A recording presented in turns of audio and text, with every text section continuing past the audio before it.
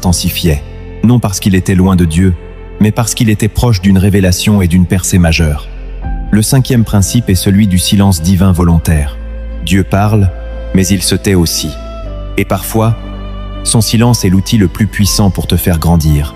Car c'est dans le silence que tu apprends à écouter autrement, à discerner plus finement, à ne pas confondre tes émotions avec sa voix.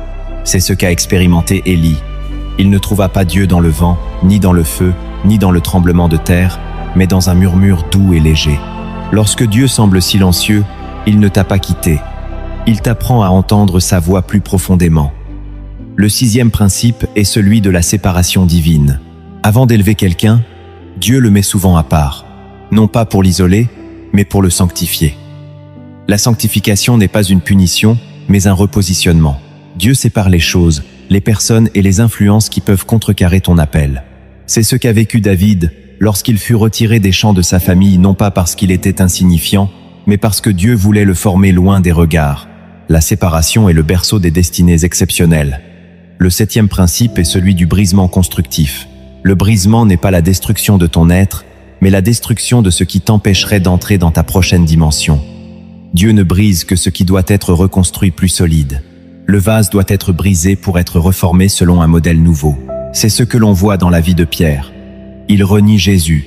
Son cœur se brise. Mais de ce brisement naît un apôtre puissant, humble, rempli d'une compassion que seule la chute pouvait lui enseigner. Le huitième principe est celui de la redéfinition identitaire. Quand Dieu t'élève, il change ton nom spirituel, ta manière de te définir, la manière dont le ciel te voit. Ce n'est pas toi qui te redéfinis, c'est Dieu qui t'établit selon ce qu'il a mis en toi. C'est ce qu'a vécu Jacob lorsqu'il devint Israël après un combat spirituel. Le changement de nom révélait un changement de nature. Et aujourd'hui, Dieu te fait traverser des situations qui brisent tes anciennes définitions pour révéler qui tu es réellement dans l'esprit. Le neuvième principe est celui de l'élargissement spirituel. Avant de te donner plus, Dieu élargit ton cœur, ta foi, ton discernement. Il te met dans des circonstances où tu n'as pas le choix que d'apprendre de nouvelles dimensions spirituelles.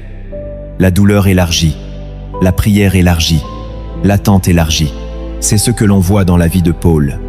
Les chaînes, la prison, les privations, les naufrages n'ont pas réduit son ministère, ils l'ont agrandi. La souffrance ouvre des portes que le confort ne pourra jamais ouvrir. Le dixième principe est celui de la transformation par la persévérance. Rien de grand ne se construit sans persévérance. Et lorsque Dieu t'élève, il t'apprend à tenir, à résister, à te tenir debout malgré tout. Ce principe est l'un des plus puissants, car il te prépare non